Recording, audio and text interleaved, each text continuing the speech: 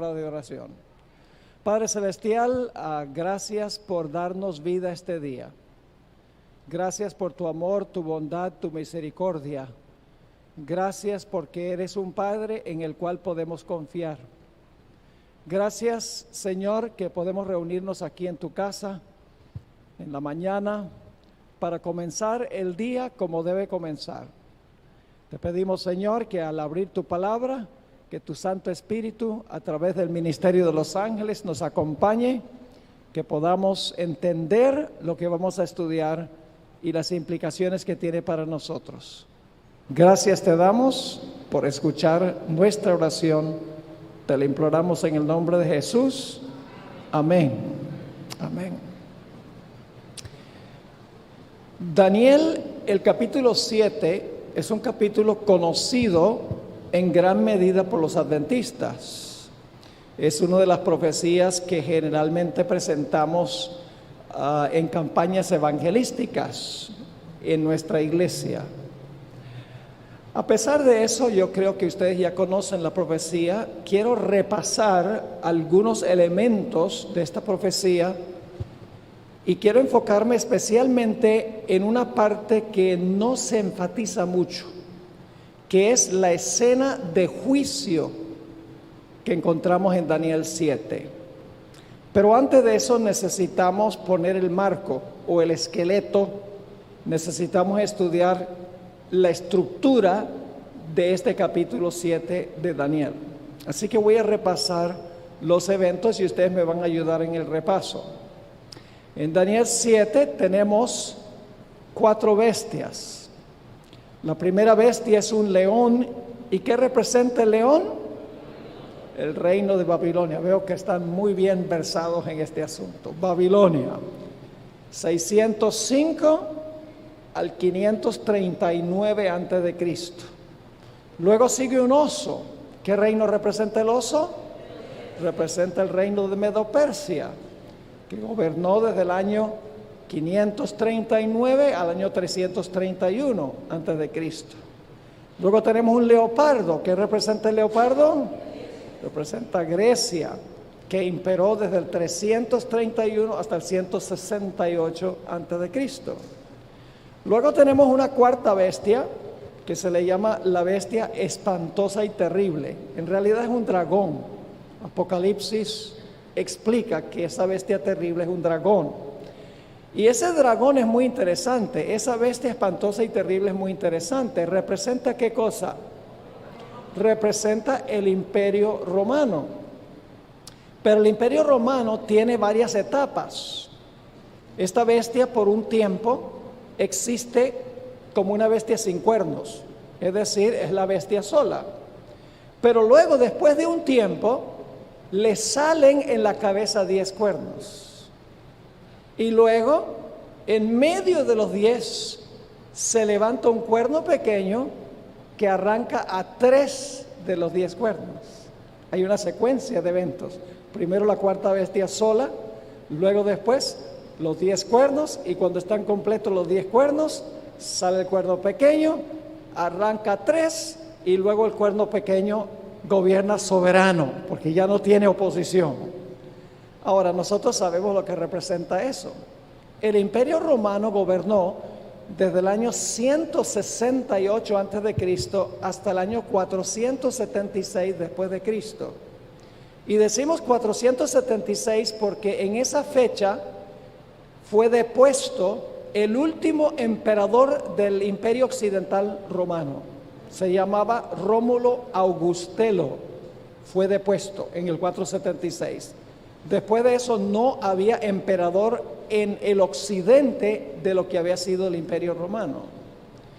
Ahora, los 10 cuernos representan las naciones que surgieron en lo que había sido el Imperio Romano cuando el Imperio Romano se desintegró.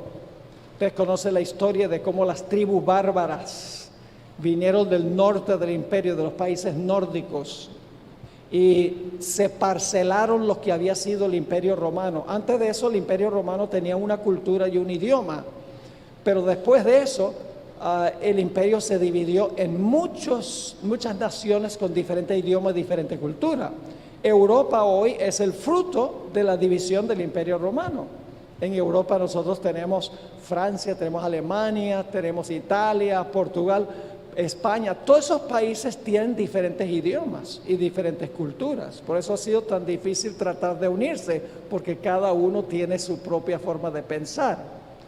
Así que la historia se cumplió exactamente como dice. El Imperio Romano, vinieron las tribus del norte, se parcelaron el imperio en 10 reinos y el fruto es lo que nosotros vemos hoy en Europa.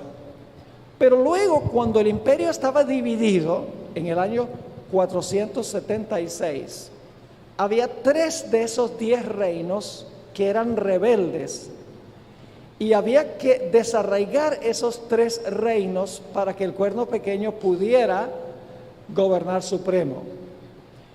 Y esos 3 reinos fueron arrancados en el año 493, los érulos, y luego en el año 534 los vándalos, y en el año 538 el último reino fue desarraigado, los ostrogodos.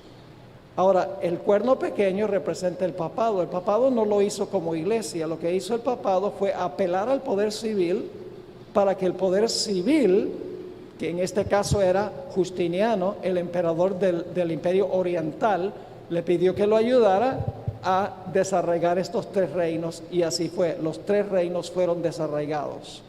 El último reino fue desarraigado en el año 538. Es decir, que en ese año ya el Cuerno Pequeño no tenía oposición. Los 3 cuernos opositores habían sido arrancados y ahora el Cuerno Pequeño podía gobernar soberano. Y el Cuerno Pequeño representa ¿cuál sistema? Representa otra Roma, Roma papal, el papado. ¿Y cuánto tiempo gobernó el papado después que se levantó, después que se desapareció el último opositor? ¿Cuánto tiempo gobernó? 1260 años, que nos lleva ¿hasta qué año? Hasta 1798. Ahora fíjense, esto es lo que yo llamo la gran cadena profética, porque la cadena profética se puede seguir fácilmente la trayectoria. Porque uno ve, Babilonia, cae Babilonia, luego Medo-Persia, cae Medo-Persia, luego se levanta Grecia, cae Grecia, luego se levanta el Imperio Romano, luego el Imperio Romano se divide en 10 reinos y luego entre los 10 reinos aparece el Cuerno Pequeño, arranca a 3 de los 10 y entonces impera 1260 años hasta 1798. Se fijaron que hay una cadena de eventos sin interrupción. Desde Babilonia hasta 1798, sin paréntesis y sin interrupción. Este es el método adventista de estudiar las profecías. Es un método disciplinado. No es un método, esto significa esto y aquello significa lo otro. No. Se puede seguir la trayectoria profética, se llama historicismo. Se puede seguir la trayectoria profética desde el comienzo, cuando el profeta escribió, hasta el final. ¿Les quedó clara esta cadena profética?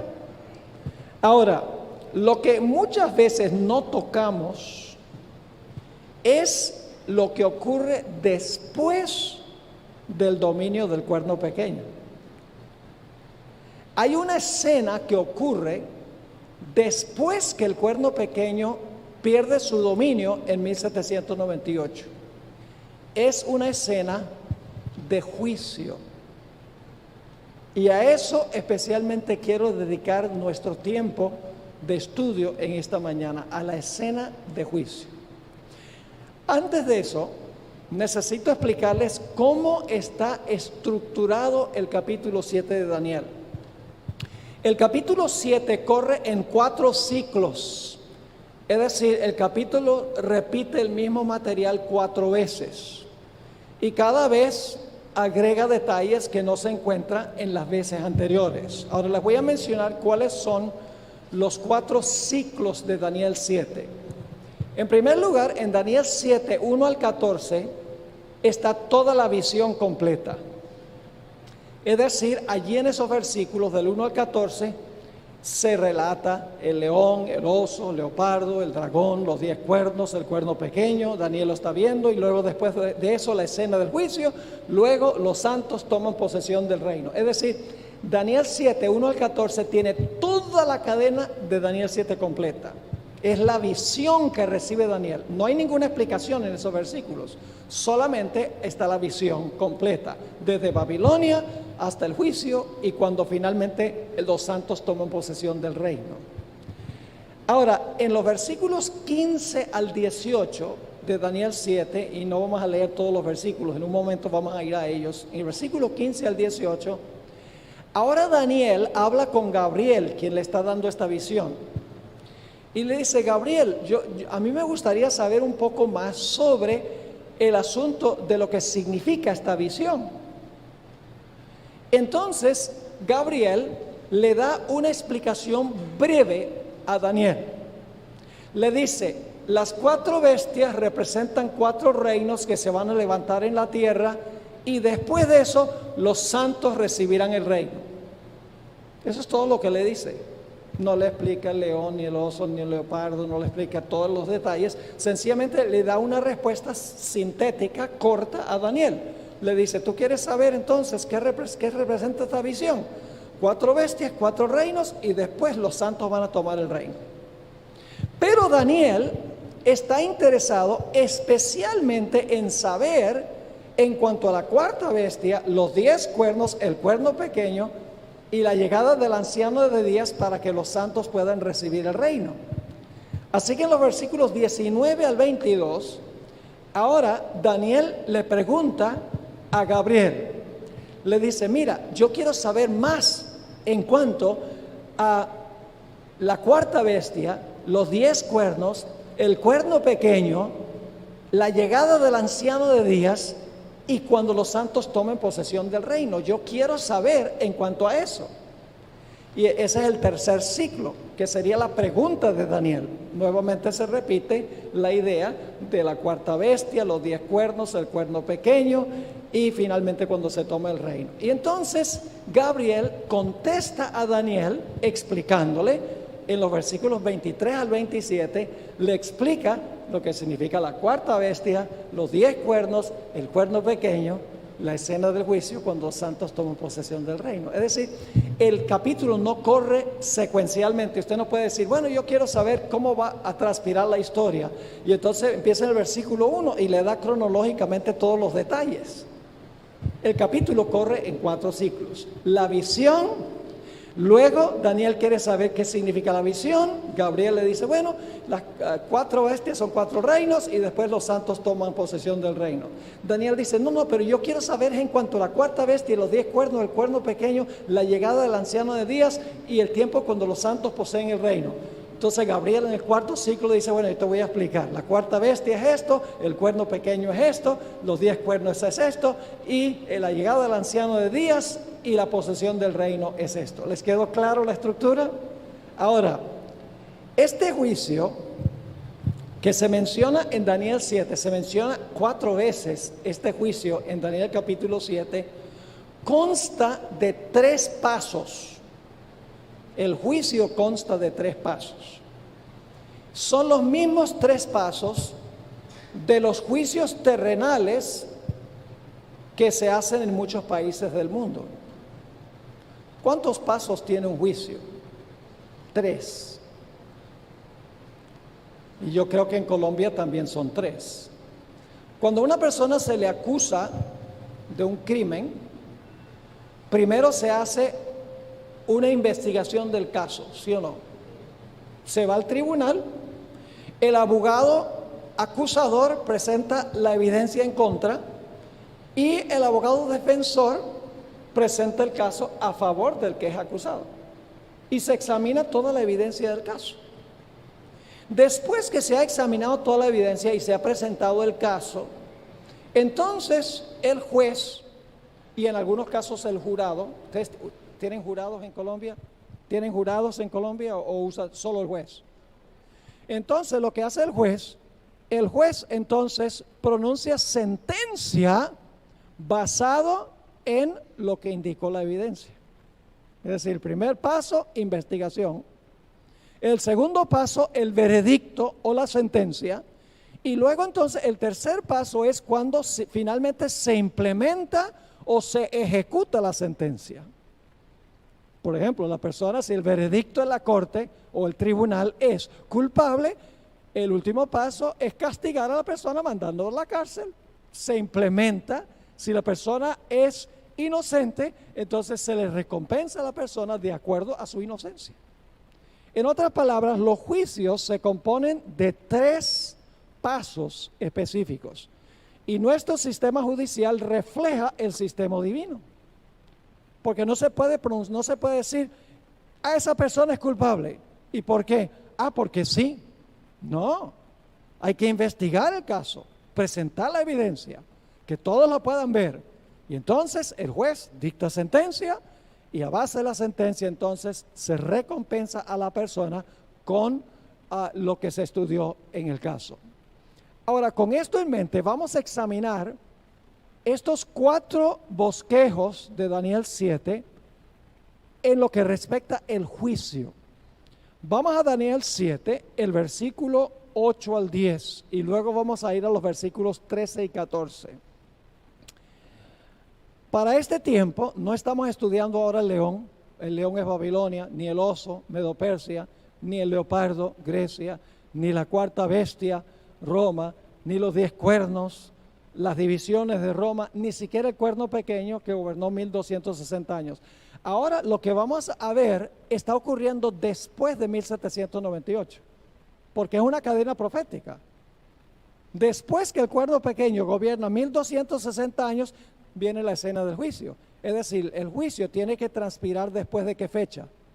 Tiene que transpirar después de 1798. Y nosotros los adventistas sabemos que el juicio comenzó en qué fecha. En 1844. Así que lo que vamos a examinar ahora está ocurriendo a partir de 1844, después de toda la visión que tenemos en Daniel 7. Vamos a Daniel 7, versículo 8 al 10.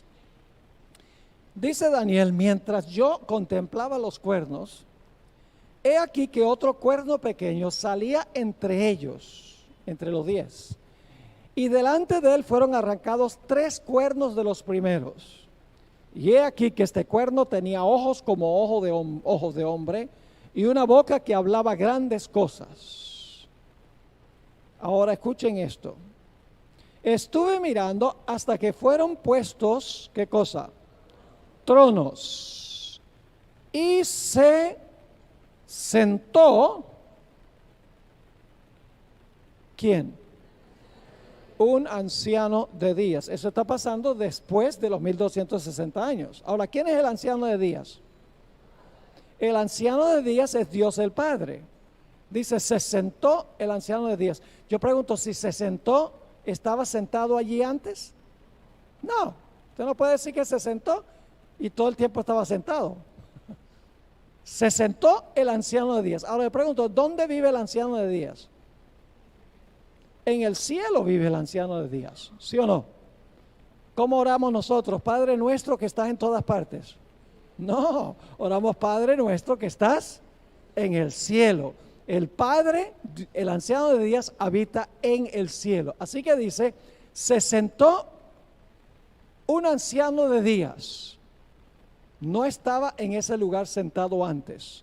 Y luego lo describe, dice, cuyo vestido era blanco como la nieve y el pelo de su cabeza como lana limpia, su trono llama de fuego y las ruedas del mismo fuego ardiente. Un río de fuego procedía y salía de delante de él, millares de millares le servían. ¿Quiénes son esos millares de millares? Los ángeles. ¿A dónde viven los ángeles? En el cielo, le decimos los ángeles celestiales. Así que esta escena está ocurriendo ¿dónde? En el cielo, muy importante.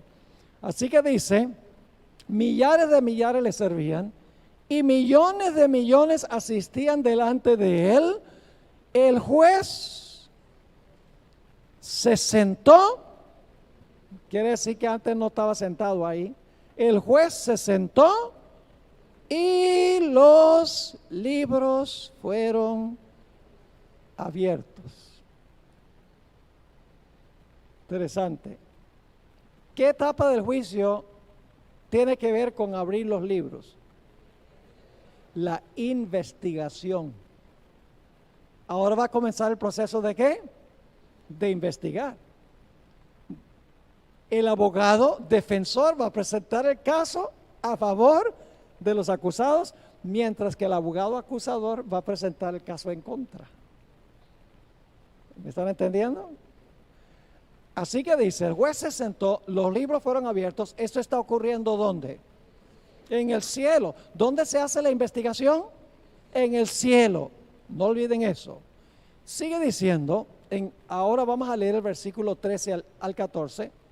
Aquí el anciano de días se mueve, y vamos a estudiar en un tema posterior esta media semana, que en realidad el Padre se mueve del lugar santo al lugar santísimo y se sienta en el lugar santísimo. Y luego los versículos 13 y 14 describen cómo el carruaje de fuego que llevó al Padre al lugar santísimo, a donde Él se sentó para que los libros se abrieran para examinar los registros. Ahora el Hijo del Hombre, lo vamos a leer en un momento, va también del lugar santo al lugar santísimo, a donde fue antes el Padre. Y vamos a ver con qué razón el Señor Jesucristo, quien es el Hijo del Hombre, va a ese lugar. Versículo 13.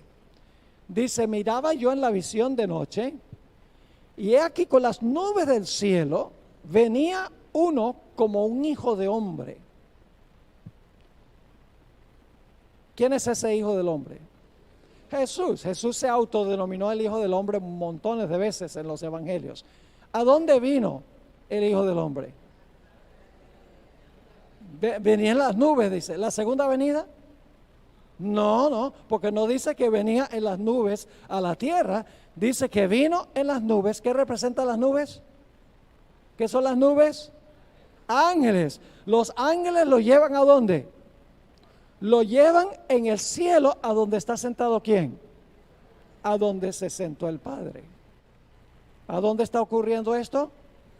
En el cielo todavía. Ahora, ¿para qué va allá Jesús en el cielo, a donde el anciano de días fue?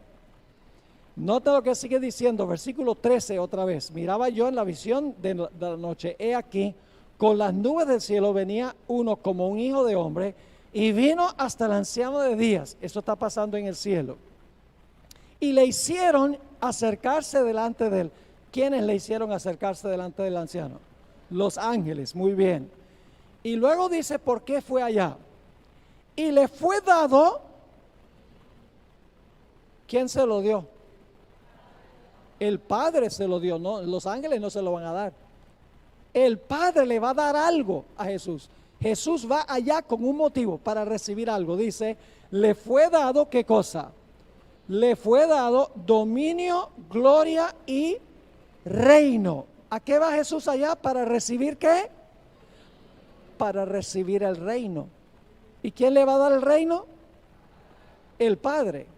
Y en un momento vamos a estudiar qué es el reino.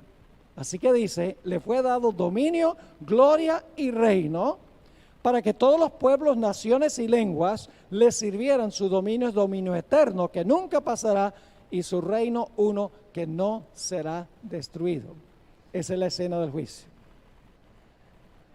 Ahora vamos al segundo ciclo.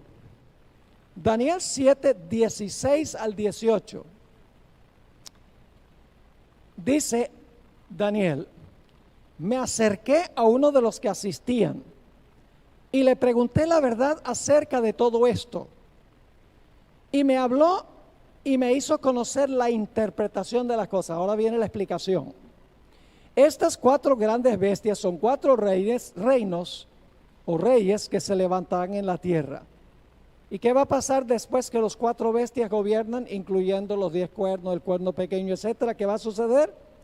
Dice allí, después recibirán el reino los santos del Altísimo. ¿Y qué? Y poseerán el reino. ¿Cuándo es que van a poseer el reino los santos del Altísimo? ¿Cuándo es que el pueblo de Dios va a poseer el reino? cuando el Señor Jesucristo regrese a esta tierra. Así que dice, después del juicio recibirán el reino los santos del Altísimo y poseerán el reino hasta el siglo eternamente y para siempre. Así que tenemos una síntesis allí de la visión. Es muy breve. 4 bestias, representa 4 reyes o reinos, y entonces después de eso viene el juicio, los santos reciben el reino y gobiernan en ese reino para siempre. Ahora vamos al tercer ciclo, Daniel 7, 21 y 22. Daniel 7, 21 y 22. Y veía yo que este cuerno hacía guerra contra los santos y los vencía hasta que ¿qué? Hasta que vino el anciano de días. ¿Vino a dónde el anciano de días? ¿A la tierra? No, ya vimos en la visión que el anciano de días se movió en el cielo de un lugar a otro.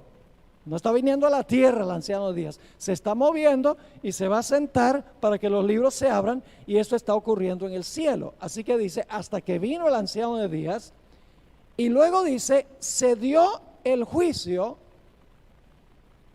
a los santos del Altísimo. Cuando dice que se dio el juicio a los santos del Altísimo, significa que se da un veredicto en favor de los santos del Altísimo. Así dicen muchas versiones. Es decir, el propósito del juicio es dar un veredicto en favor de los santos del Altísimo. Y luego, fíjense lo que dice. Dice, vino el anciano de días, se dio el juicio en favor de los santos del Altísimo. Y ahora fíjense, y llegó el tiempo y los santos recibieron el reino. ¿Se dieron cuenta de las etapas ahí? Primero viene el anciano de días. ¿Lo vieron, sí o no? ¿Viene a dónde?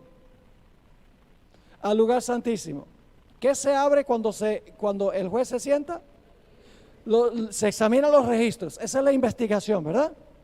Luego, ¿qué se pronuncia en favor de los santos? Se da un juicio a favor de los santos del Altísimo. ¿Qué es eso? Ese es el veredicto. Y luego dice, llegó el tiempo y los santos recibieron el reino. ¿Qué es eso? La implementación del veredicto o de la sentencia. Ahora, ¿a dónde ocurren las primeras 2 etapas del juicio? En el cielo. ¿A dónde ocurre la última? En la tierra. ¿Están conmigo o no están conmigo? ¿A dónde se examina la evidencia? En el cielo. ¿A dónde se pronuncia el veredicto en favor de los santos del Altísimo? En el cielo. ¿A dónde poseen los santos el reino? En la tierra. Los primeros 2 pasos del juicio ocurren ¿dónde? En el cielo. Y la última etapa ocurre en la tierra. Ahora vamos al cuarto ciclo. Daniel 7, 25 al 27. Daniel 7, 25 al 27. Recuerda que está en un ciclo repetitivo.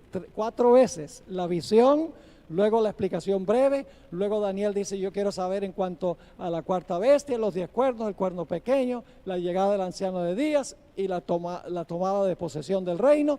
Y entonces Gabriel le explica lo que vamos a leer ahora.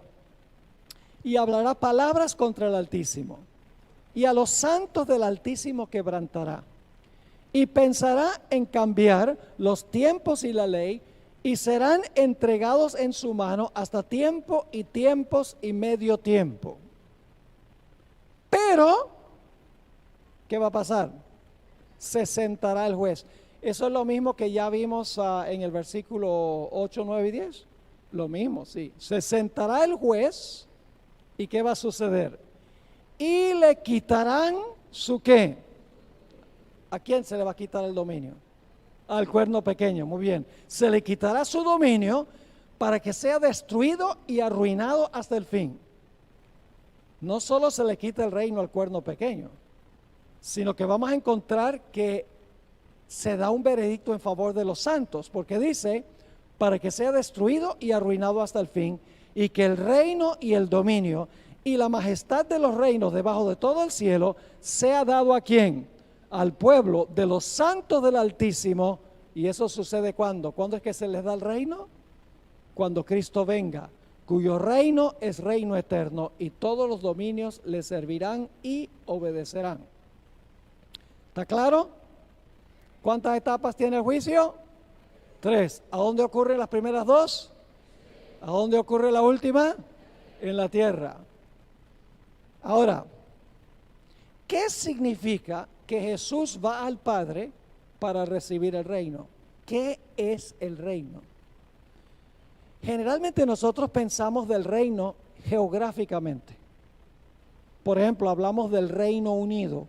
¿Qué les viene a la mente cuando hablamos del Reino Unido? Gran Bretaña, exactamente, el territorio de Gran Bretaña. Pero en la Biblia el reino no es el área geográfica, el reino es la gente que compone el reino. El reino son las personas que pertenecen al reino. ¿Ok? Entonces, ¿a qué va Jesús?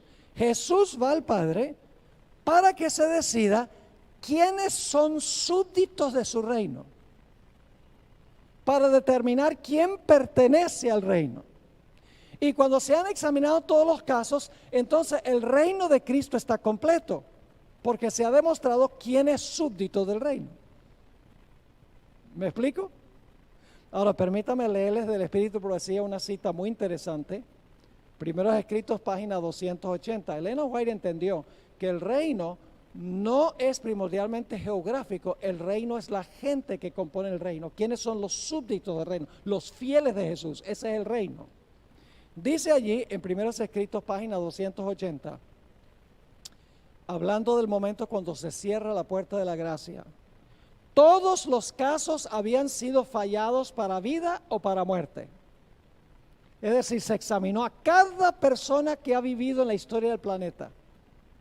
Y cuando se cierra de la gracia, cada caso ha sido examinado y se sabe quién va a recibir la vida eterna y quién va a perecer eternamente.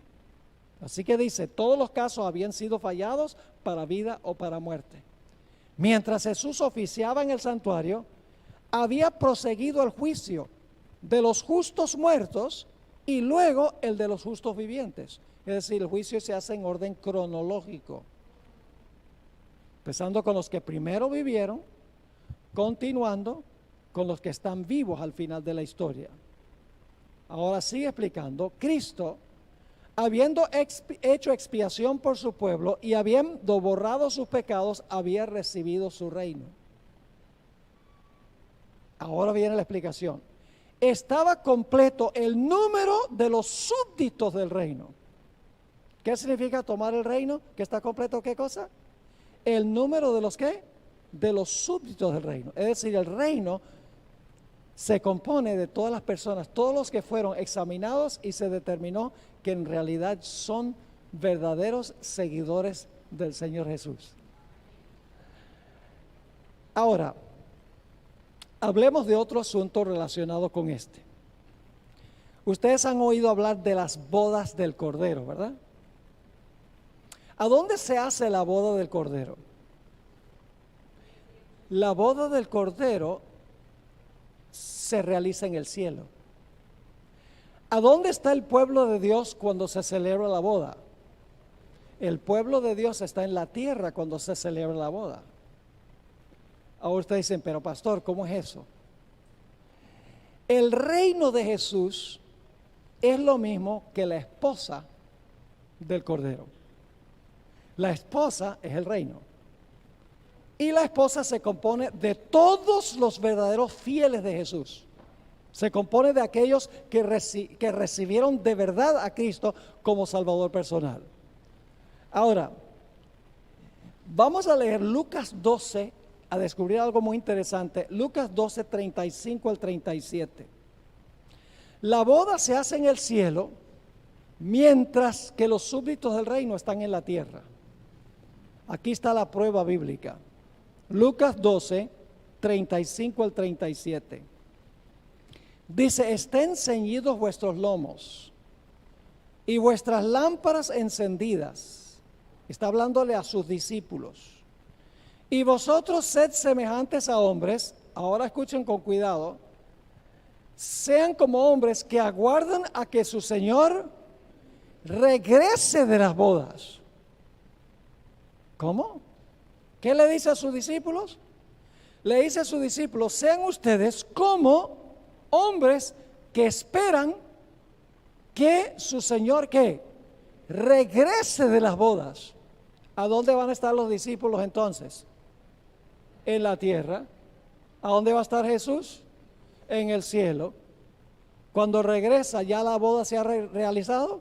Cuando Cristo venga, ¿ya la boda se realizó? Sí, lo dice claramente. Sigue diciendo, y vosotros sed semejantes a hombres que aguardan a que su Señor regrese de las bodas, para que cuando llegue y llame, le abran enseguida. Bienaventurados aquellos siervos a los cuales su Señor, cuando venga, halle velando. De cierto os digo que se ceñirá y hará que se sienten a la mesa y vendrá a servirles. Escuchen bien, el pueblo de Dios no estará presente cuando se hace la boda en el cielo, pero sí estará en la recepción. El momento cuando el pueblo de Dios se sienta a la mesa es cuando Cristo lleve a su pueblo al cielo por 1000 años, donde estará esa mesa que describe el Espíritu Profecía, de kilómetros de longitud. Los ojos alcanzan a abarcar la mesa en su totalidad. Los fieles, es decir, los miembros del reino, se sientan a la mesa y Cristo vendrá a servirles. Pero la boda se realizó ¿cuándo? Antes. Cristo se casa con su pueblo antes que Él regrese por segunda vez. Y luego, cuando Él regrese, entonces nos lleva al cielo, a donde se celebra la recepción o la fiesta después de la boda. ¿Me estoy explicando? Ahora, examinemos otro pasaje que menciona esto mismo, pero desde otra perspectiva. En Mateo 22 tenemos una parábola muy interesante. Se conoce como la parábola del examen de los mantos. Lo mencioné brevemente anoche. Si ustedes leen esa parábola, van a encontrar que se manda una invitación a una nación para que venga a la boda que se va a realizar, porque un rey va a hacer una boda para su hijo, y manda una invitación a un pueblo, que es el pueblo judío, para que ellos vengan a la boda. Pero ellos rechazan esa invitación. Entonces luego se mata los toros engordados, que representa la muerte de Cristo, y se manda una segunda invitación a ese mismo pueblo, que significa que después de la muerte de Cristo, Dios todavía llama al pueblo judío para que el pueblo judío reciba a Jesús, y rechazan la segunda invitación. Así que ahora se ordena que se dé el anuncio en los caminos, que significa ahora el evangelio va a ir a todo el mundo, va a ir a los gentiles, como Jesús mandó en la gran comisión. Y entonces se predica el evangelio y se predica el evangelio, y el salón a donde se va a hacer la boda se llena de invitados. ¿Están captando la perspectiva? Se llena de invitados. Todavía la boda no se ha realizado. Mientras se está haciendo la invitación, se está invitando a la gente a venir a la boda, pero la boda no se ha realizado todavía. Finalmente, cuando todos los invitados hayan respondido y hayan venido allá a donde se va a celebrar la boda, están todos allá, entonces el rey hace algo muy interesante. Vamos al capítulo 22 de Mateo, el versículo 11. Y el rey entró para ver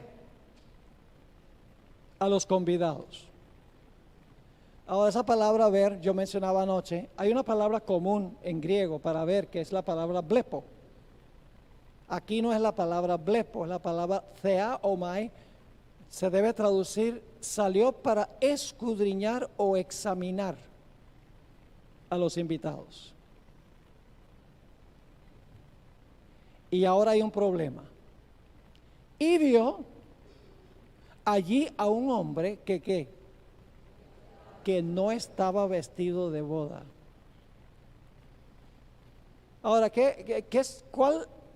¿cuál parte del juicio es el examen de los mantos? La investigación, ¿verdad que sí? Es la investigación. Ahora el rey sale, después que todos han aceptado la invitación, el rey sale y empieza a ver quién tiene derecho de estar allí para la boda. Ahora yo pregunto, ¿esto está pasando antes de la segunda venida o después de la segunda venida? No puede ser después. ¿O es que ustedes creen que el Señor Jesucristo viene, se lleva a la gente al cielo, entonces después que todo el mundo llega al cielo, Jesús dice, ahora vamos a examinar para ver quién tiene derecho a estar aquí? No. Los convidados a la boda están en el cielo, no personalmente, sino que están en el cielo porque sus registros están en el cielo. Los libros se abrieron. Es decir, los convidados están presentes allí por su vida que se encuentra en los libros. Y lo que se va a examinar es el registro de la vida de la persona que está en el cielo, pero la gente está ¿dónde? Personalmente. La gente está en la tierra personalmente. Ahora escuche, la esposa del Cordero son toda la iglesia, todos los fieles. El reino son todos los fieles. Los convidados son cada individuo. Es decir, la esposa es el total de los fieles, mientras que los invitados son cada individuo es un invitado. No estamos acostumbrados a pensar de esa manera, pero así es. Así que Jesús se va a casar con su esposa o va a recibir su reino. ¿A dónde? En el cielo. ¿A dónde van a estar los convidados a la boda? En la tierra. ¿A dónde se hace el examen de los convidados a la boda? En el cielo. ¿Y cómo están los convidados en el cielo si en realidad están en la tierra? Están allá a través de sus registros. Dios tiene una biografía completa ya de cada persona. Ahora fíjense, ¿están entendiendo? Ahora fíjense lo que sigue diciendo. Vio allí un hombre que no estaba vestido de boda y le dijo, ¿qué? Amigo, ¿cómo entraste aquí sin estar vestido de boda? Yo pregunto, ¿el hombre profesaba tener derecho de estar allí? ¿Aceptó la invitación?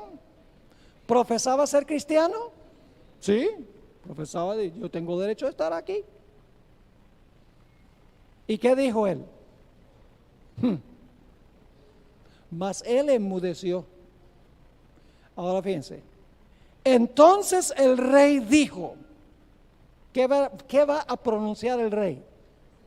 La sentencia. ¿A dónde la pronuncia? En el cielo. Dice, entonces el rey dijo a los que servían, ahora viene la implementación de la sentencia, atadle de pies y manos, esto hablando de los ángeles, atadle de pies y manos y echadle en las tinieblas de fuera. Allí será ¿qué cosa? Allí será el lloro y el crujir de dientes. ¿A dónde ocurre eso? Ese es finalmente el castigo o la implementación de la sentencia. Es decir, en esta parábola tenemos la investigación, el veredicto basado en la investigación de si la persona tiene el manto o no, y la ejecución de la sentencia. Ese es el modus operandi de Dios. Ahora, ¿quiénes son los únicos que serán juzgados antes de que Jesús venga? Solo los que profesaron el nombre de Jesús. Los que no profesaron el nombre de Jesús, esos no son examinados antes de la segunda venida. Solamente los que profesaron a Jesús. Y ustedes dicen, pero ¿por qué solamente los que profesaron a Jesús?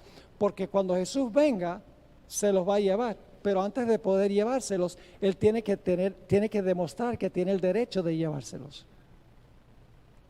Con los impíos no hay urgencia, porque los impíos no se van a ir con Él.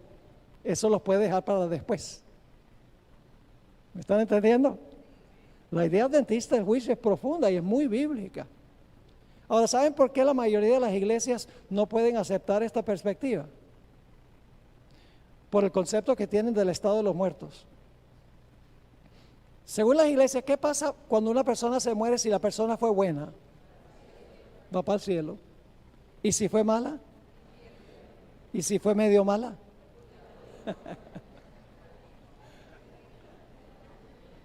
Entonces, ¿cuándo es juzgada una persona según el concepto del mundo cristiano? Cuando se muere. ¿Sí o no? Sí, porque la persona se murió, cielo o infierno.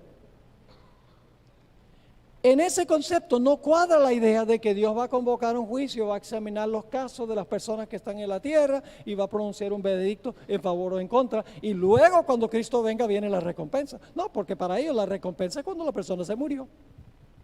La doctrina del juicio adventista está muy conectada con la idea del estado de los muertos. Están vinculadas esas dos doctrinas. Y la segunda venida también. Porque nosotros creemos que la recompensa se recibe en la segunda venida, pero el veredicto se dio antes en el cielo basado en el examen de la evidencia.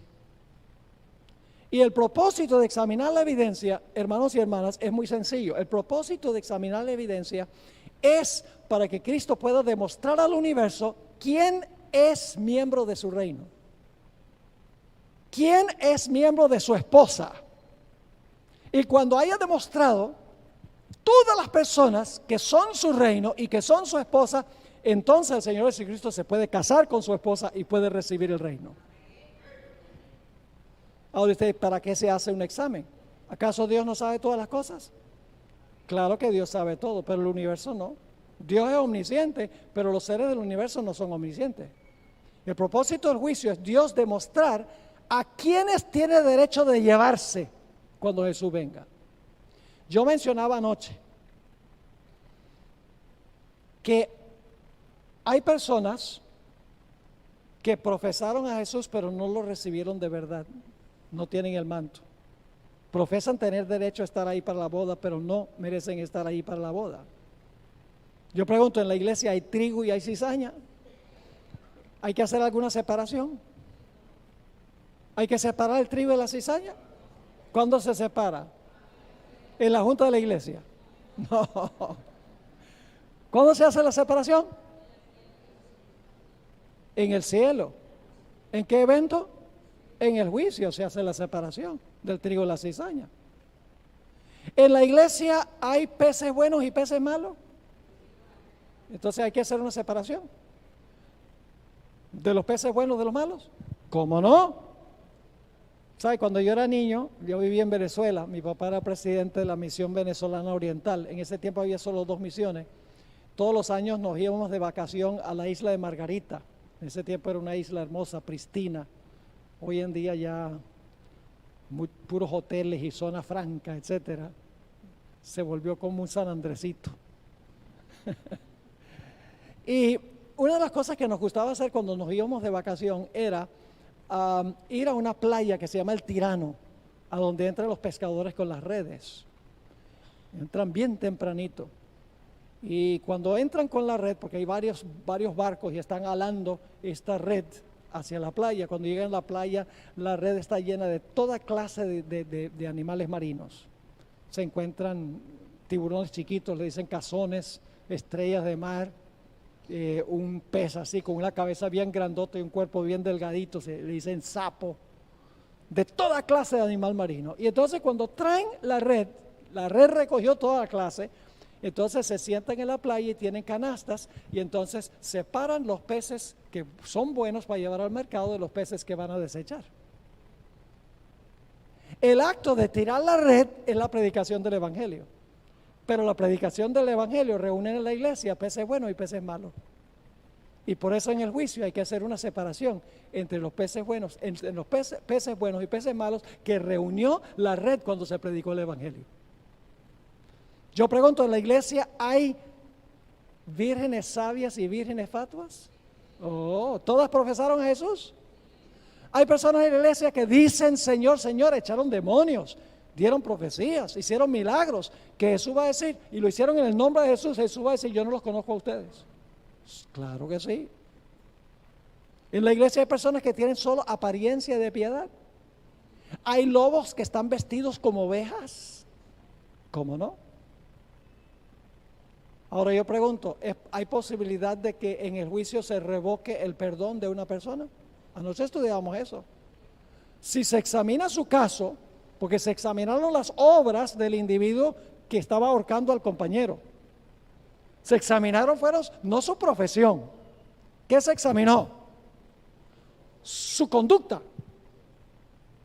Y se demostró que su conducta demostró que él no estaba arrepentido en realidad de haberle desfalcado dinero al amo, sino que estaba triste por el castigo que iba a recibir. Estaba triste de las consecuencias de sus acciones y no de sus acciones pecaminosas. Y se le revocó el perdón.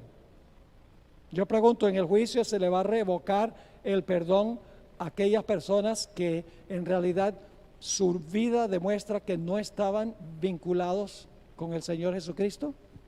Sí, mis hermanos y hermanas. Se está haciendo ahora el examen de la evidencia.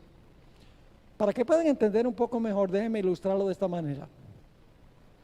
La Biblia dice que Dios guarda registros en libros. Pero yo creo que si Dios estuviera hablándole a un profeta hoy, Dios no hablaría ya de guardar registro en libros, sino en disco duro. Porque es una tecnología más avanzada. Dios tiene en el cielo un registro exacto de la vida de cada persona.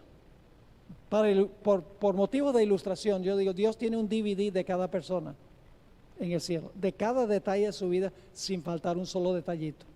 Palabras, acciones, motivos, sentimientos, emociones, todo Dios tiene otro Esteban Bor en un disco duro, por así decirlo, en el cielo, o en un DVD en el cielo. Ahora, ¿qué sucede en el juicio? Si yo llegase a morir antes que mi nombre llegue en el juicio, entonces Dios dice, Esteban Bor, preséntese ante mi tribunal. Bueno, yo no puedo presentarme en persona, porque en ese caso estoy muerto. Entonces, ¿cómo me puedo presentar? Bueno, los ángeles traen el DVD y lo meten en el DVD player. Y entonces en pantalla grande, en alta definición, en súper alta definición, ahora se muestra toda la vida del pastor Bor, que se hizo el registro mientras estaba vivo. En cierto sentido me estoy presentando vivo, aunque estoy muerto, porque el registro se hizo mientras estaba vivo. Y basado en el examen de mi vida, en el DVD, el jurado celestial decide si mi vínculo con Jesús era genuino o no. No sé si me están entendiendo. Si fue genuino por el examen de la evidencia, entonces se pronuncia en veredicto y dice, este es miembro del reino. Este es parte de la esposa. Y se confirma su nombre en el libro de la vida y se da un veredicto en favor de esa persona. Y cuando Cristo venga, esa persona recibirá la recompensa basado en lo que se examinó. Ahora, volvamos brevemente al cuerno pequeño. Algunos han dicho, pero pastor, en Daniel 7 el tema central es el juicio en contra del cuerno pequeño. Es decir, lo que está en perspectiva en Daniel 7 no son los santos, lo que está en perspectiva es que se examinan los registros para condenar al cuerno pequeño. En realidad, hermanos y hermanas, si se lee con cuidado Daniel 7, el capítulo enfatiza dos cosas. En primer lugar, sí se pronuncia un juicio en contra del cuerno pequeño, pero se pronuncia también un juicio a favor de los que persiguió el cuerno pequeño. Les doy una ilustración.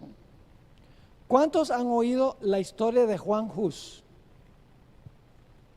¿La han leído en El conflicto de los siglos?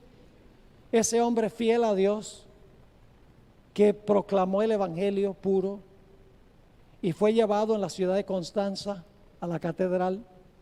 Se le hizo el proceso, la inquisición, se le halló culpable de herejía. Lo llevaron allá, yo he estado en el lugar, lo llevaron allá en una piedra grande que tiene la fecha. Lo amarraron en una estaca con cadenas, lo rodearon de leña y lo quemaron vivo mientras cantaba. Yo pregunto, ¿ese juicio fue justo? ¿Qué juicio tan injusto? El cuerno pequeño pronunció un juicio en la tierra, se examinó la evidencia tramposamente. No sé si existe esa palabra o no. Pero examinaron tramposamente y pronunciaron un juicio equivocado basado en la evidencia. Y no solo pronunciaron la sentencia basado en una investigación falsa, sino que también ejecutaron la sentencia. Injusto. ¿Ustedes creen que Dios tiene que rectificar eso? ¿A dónde se rectifica eso? Ahora Dios va a decir, ahora yo en el cielo, ahora yo voy a examinar la evidencia de ese caso. Y cuando aparece el nombre de Juan Hus, Dios dice, vamos a ver si esa decisión en el tribunal terrenal tiene base. Y ahora se va a examinar la vida de Juan Hus. Y el tribunal celestial va a decir, un momentico, aquí se cometió una injusticia. Porque Juan Hus fue condenado en el tribunal terrenal basado en un examen falso de evidencia, se pronunció un veredicto falso en contra de él y se ejecutó una sentencia falsa. Nosotros tenemos que reversar esa decisión. Y el tribunal celestial ahora reversa la decisión que tomó el tribunal terrenal y dice, ahora a base de un examen sincero de la evidencia, pronunciamos un veredicto en favor de Juan Hus y cuando Cristo venga, vamos a recompensarlo con la vida eterna. Así que yo pregunto, ¿el juicio de Daniel 7 es solo un juicio contra el cuerno pequeño? No. Ahora, un punto más. ¿Por qué se examina el cuerno pequeño?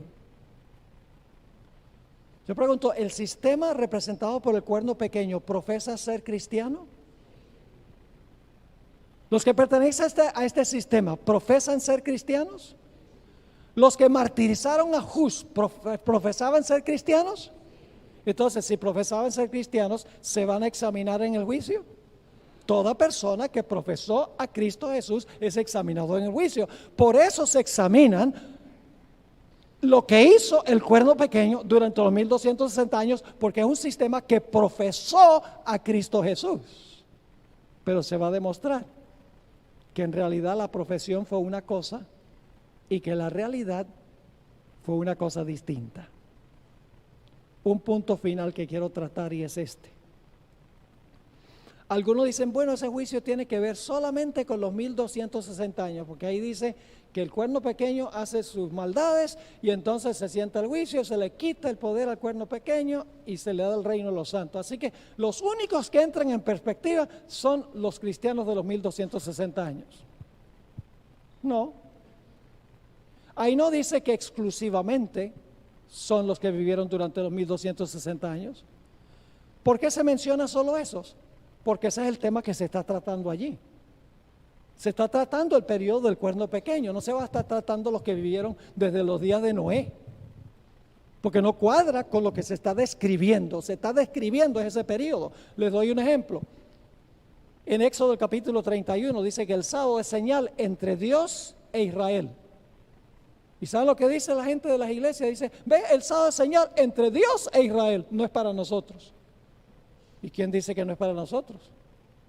¿Por qué dice allí Dios que es señal el sábado entre Dios e Israel? Porque en ese tiempo Israel era su pueblo, pero no significa que no es señal entre Dios y la iglesia después. El enfoque en ese momento es Israel, porque ese es el pueblo de Dios en ese momento, pero no dice que es exclusivamente para Israel. Y en Daniel 7, el centro de enfoque es el periodo del cuerno pequeño, por eso se enfatiza eso. No significa que no van a ser examinados todos los que profesaron el nombre de Jesús. Un último ejemplo y terminamos. ¿Quedó claro lo que estudiamos? Es crucial para lo que vamos a estudiar durante el transcurso de los otros temas que vamos a estudiar. Le doy otro ejemplo. Ustedes saben que durante los 1000 años, dice en la Biblia, y vamos a buscarlo, se encuentra en Apocalipsis, a ver aquí Apocalipsis, el capítulo 20 y el versículo 4, Apocalipsis 24, está hablando del juicio durante el milenio. Ustedes saben que los santos van a estar en el cielo y van a juzgar a todos los que se quedaron acá, todos los infieles, todos los perdidos. Dice allí en Apocalipsis 24, vi tronos y se sentaron sobre ellos los que recibieron la facultad de juzgar. Y vi las almas de los decapitados por causa del testimonio de Jesús, por la palabra de Dios, los que no habían adorado la bestia ni su imagen y que no recibieron su marca en sus frentes ni en sus manos y vivieron y reinaron con Cristo 1000 años. ¿Quiénes son los que van a hacer ese juicio durante los 1000 años? Dice, los que no adoraron la bestia ni su imagen y los que no recibieron la marca. Así lo dice clarito. Ahora, esos son los únicos que van a juzgar durante los 1000 años. Solamente los que no adoraron la bestia, ni su imagen, ni recibieron la marca. ¿Son los únicos que van a juzgar a los impíos durante los 1000 años? No, no son los únicos. Ahí no dice que exclusivamente aquellas personas. Ahora yo pregunto, la prueba en cuanto a la bestia, su imagen y su marca. En los días de Martín Lutero, ¿existía la imagen de la bestia? ¿Se imponía la marca a la bestia en los días de Lutero? No, eso sucede ¿cuándo? Al final de la historia.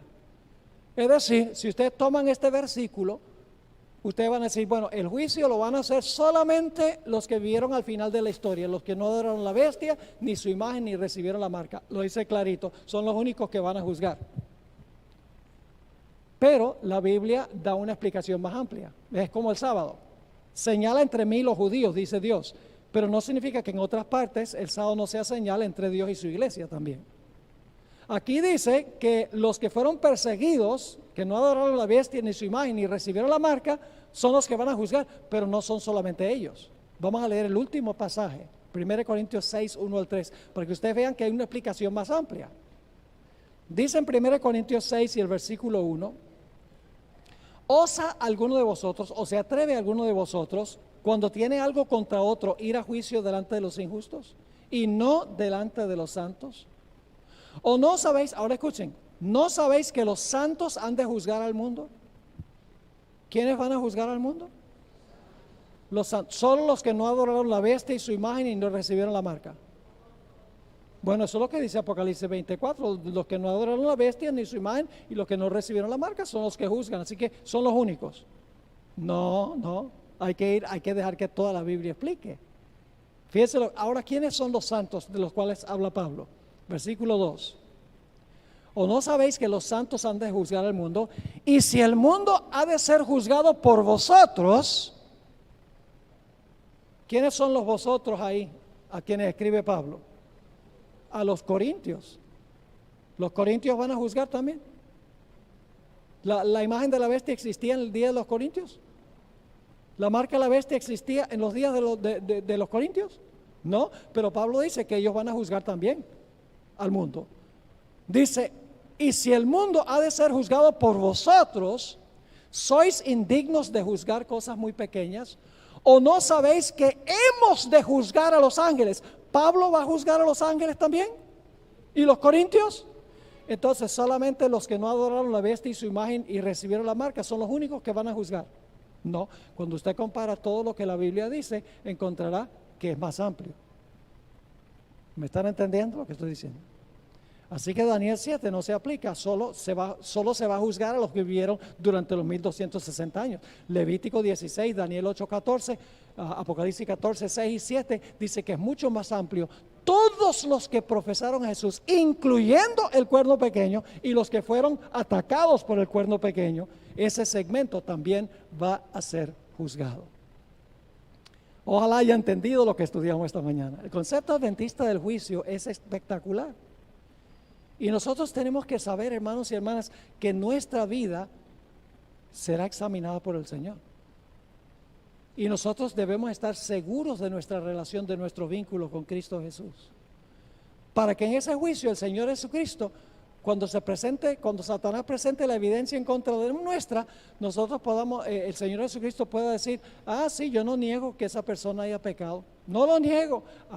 Pero reclamó la sangre de Cristo. Reclamó a Cristo como intercesor, mediador, abogado. Recibió a Cristo en su corazón de verdad. Su vida lo demuestra. Y sus pecados han sido perdonados por la sangre del Cordero. Debemos estar seguros de nuestra relación con Jesús y entonces no le vamos a tener miedo al juicio.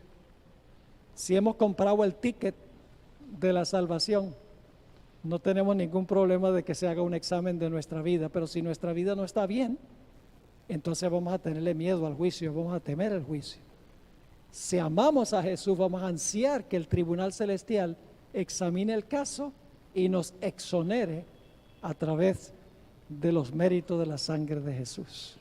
Oremos. Padre Celestial, gracias te damos por el estudio que hemos podido tener En esta mañana sabemos que ahora transpira el juicio. Muy pronto el juicio pasará a los casos de los que están vivos. Te ruego, Señor, que tú nos ayudes a entender la importancia de tener ese vínculo personal, íntimo con el Señor Jesús. A través del estudio de la palabra, a través de la oración, a través de testificar y ayudar a otras personas que necesitan a Jesús. Cómo nos acercamos a nuestro Maestro y llegamos a ser como Él.